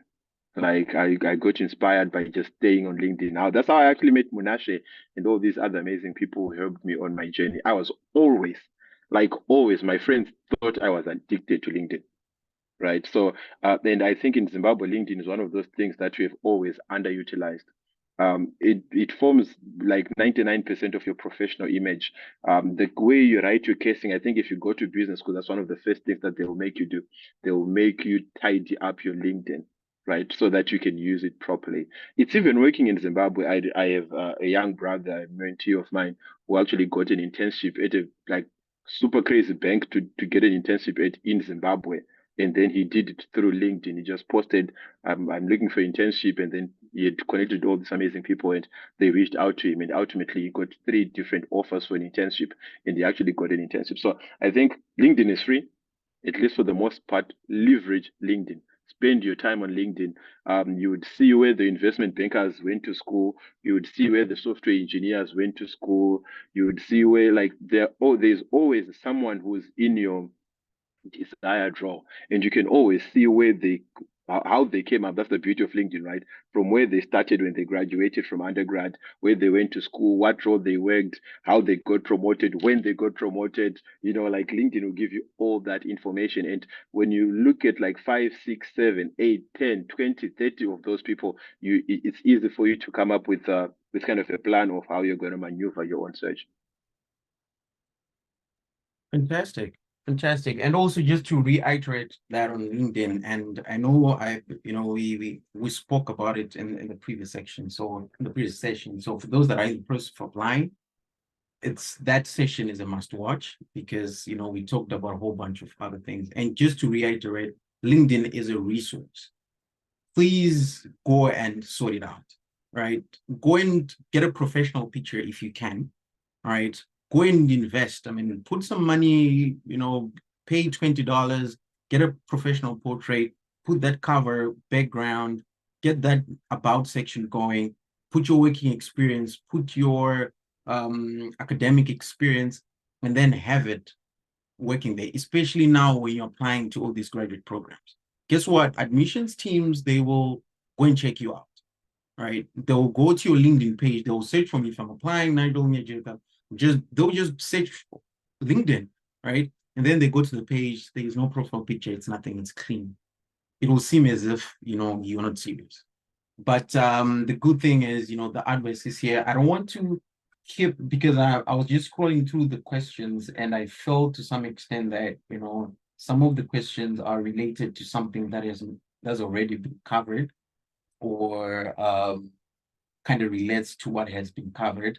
So since we are behind time, Munashe, Righteous, any final advice, any final guidance that you can give to both people, both groups, those that are applying and those that are already here? Final advice and final remarks and any additional things you want to talk about before we. Because I want to go first.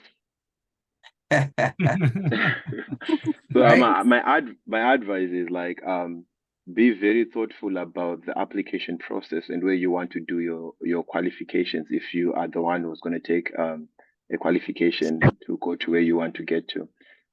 It's a huge step. It's a meaningful commitment, and it is the impact of transforming your life from being a bank teller in Zimbabwe to somebody who's pursuing bigger things in life, right? So give it the attention it deserves, give it the effort it deserves.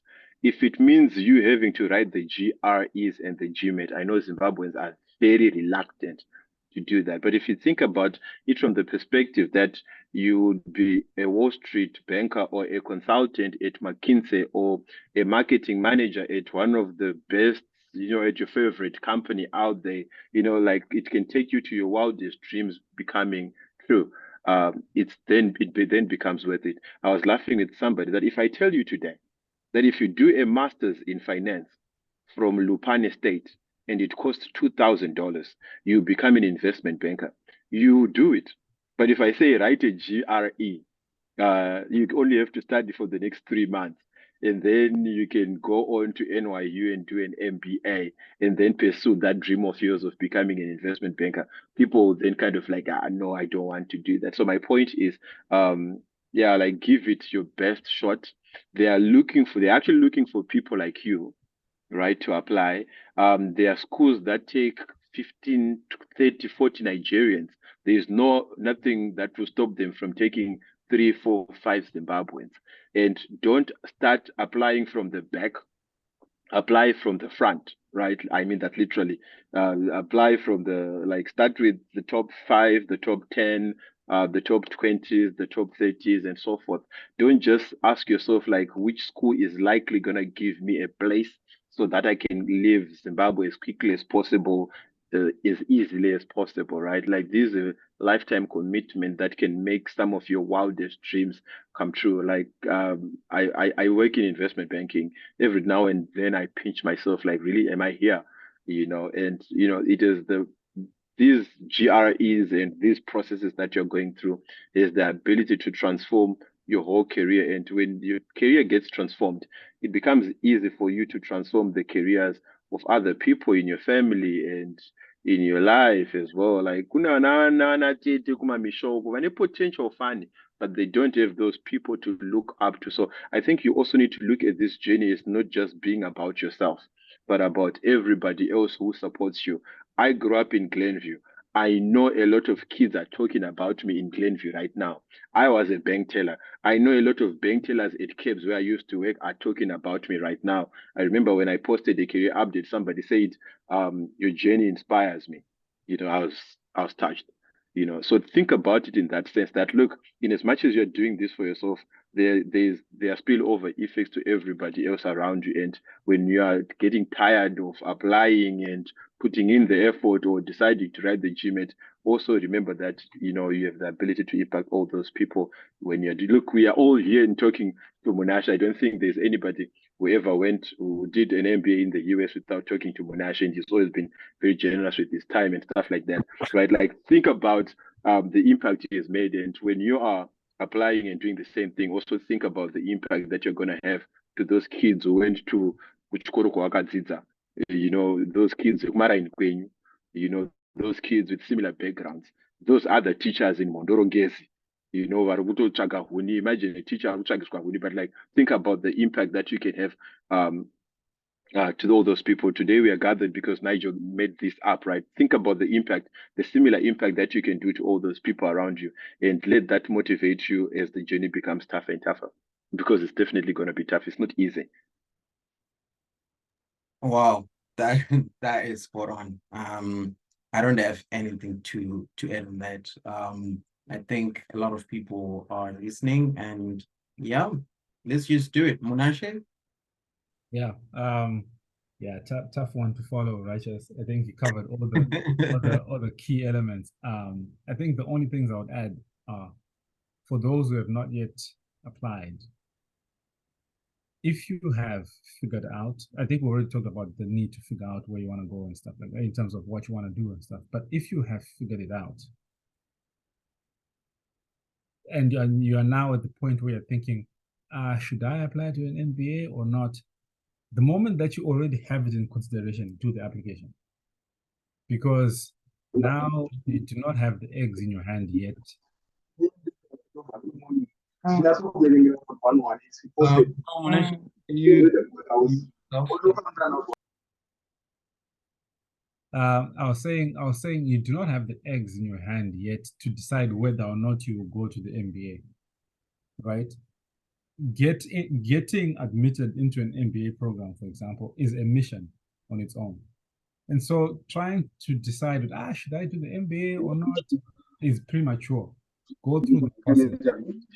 What happens is once you have admissions in your hands, the process of applying and really thinking deep, introspection and whatever, it molds you to become a different person by the time you are now trying to decide whether or not you will go forward and do the MBA or not.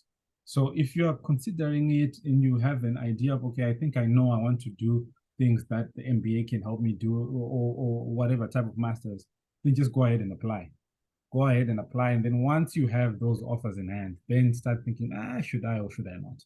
That's the first piece of advice.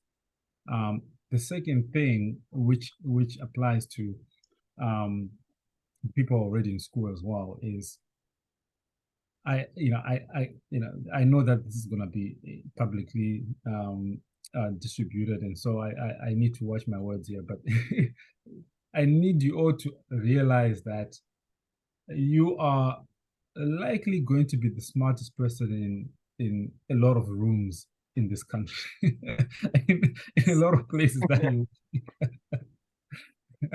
you know, this is me trying to be very, very diplomatic about this, right? Like, there is a high likelihood that you will be the smartest person in many rooms here. And by smart, I don't mean just your IQ. I mean even in terms of how your background and circumstances have trained you to approach things in a certain way. Because, guys, where we grew up, the things we've seen, the things we've experienced, have molded us and made us be a certain type of person that others just don't. Others need to go through a similar type of training to become. And that has made us way more, influential, or have the ability to be way more influential in many spheres professionally than other people. And so I need you to always remember this. Your experience just growing up in Zimbabwe, for example, is one of the most differentiated things compared to most people you're going to meet at Harvard, for example. And so that is why applying to those schools is actually, like what Righteous was saying, they want people like you. Applying to those schools, you are already differentiated just because, you went through 2008 and you were a trillionaire at some point in life. That element alone, and knowing how to navigate that, how to do business in that environment and all of that stuff, it already makes you very different from someone who grew up with a silver spoon in their mouth and, where they had a butler and whatever it is in this part of the world. So just know that the things that probably make you feel like an imposter, those are probably big strengths of yours.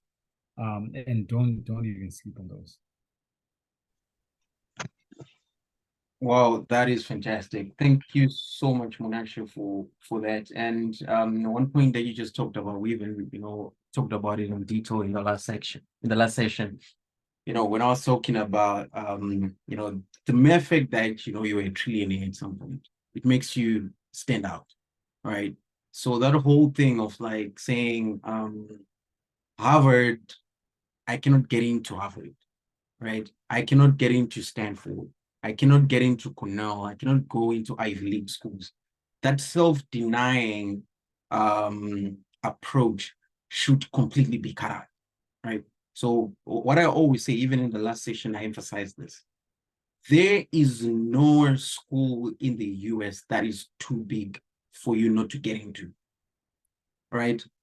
I know there's this idea that for you to get, these places, or for you to get these amazing opportunities, you need to be the book price of the class. You need to have been a straight out first class student so that, you can get these opportunities.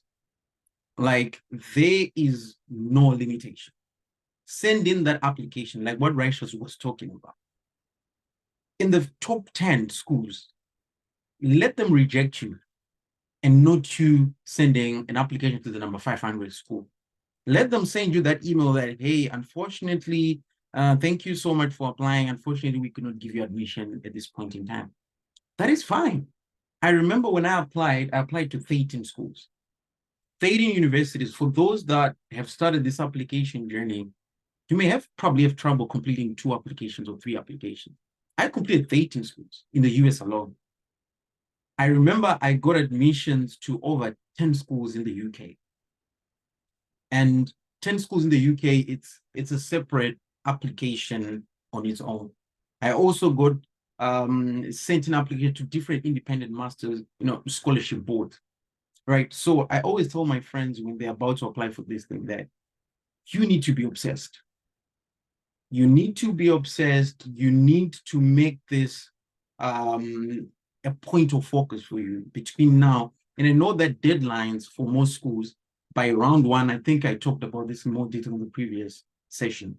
By the time you get to round 2 and your application is not in, you have already cut yourself short. Because by the time we get to that point, places are already full.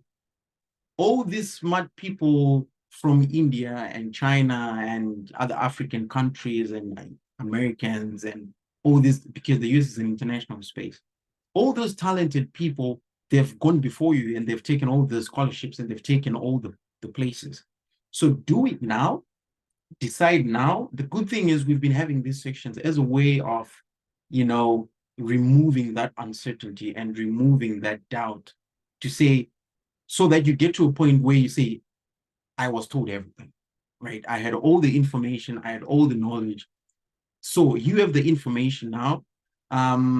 Just do it. Just do it. So Munashe, Nigel, the other thing is I posted in the chat because I think one of the things I think you guys might have talked about it before is the immigration side of America is probably the biggest downside of this country.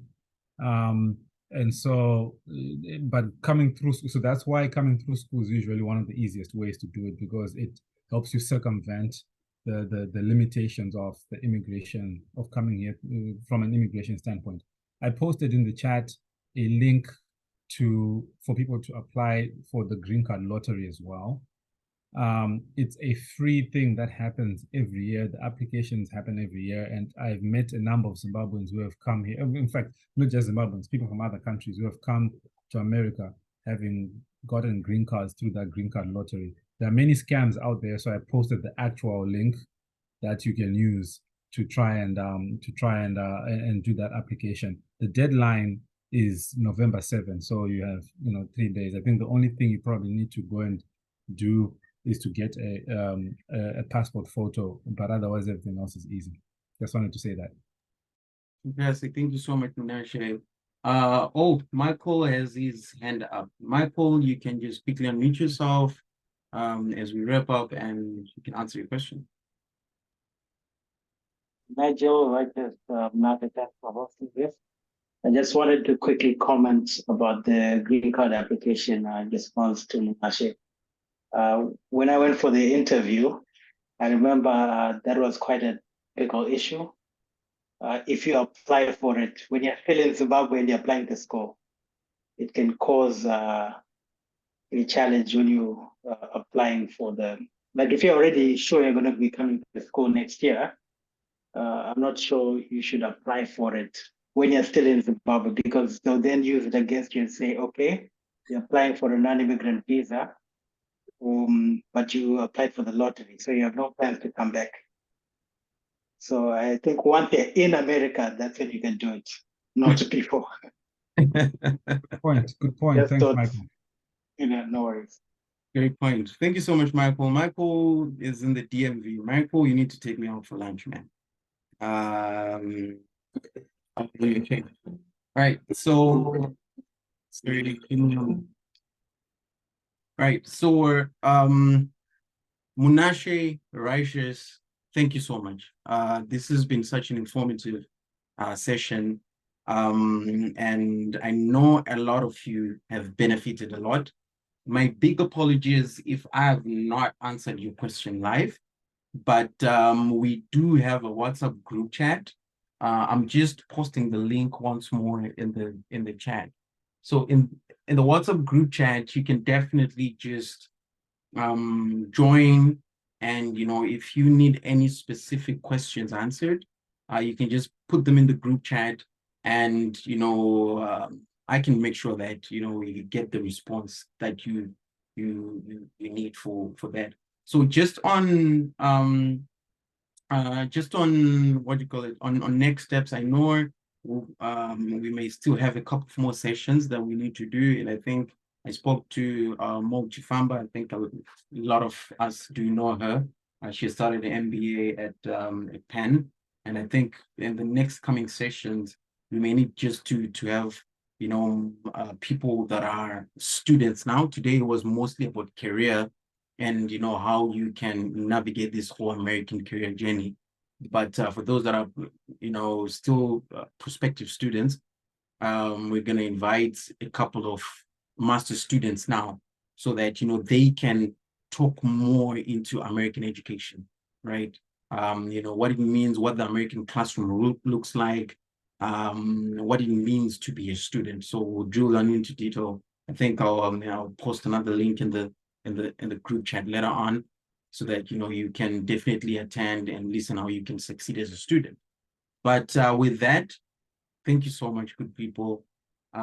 Until we meet again, Munashe, Righteous, and also feel free to, I don't know, Munashe and Righteous, if you're able to just, I don't know what's comfortable for you, giving your LinkedIn profiles, or email, or whatever that's comfortable for you. I know, Munashe, you mentioned you may have an organization helping Zimbabwe out, that sort of thing.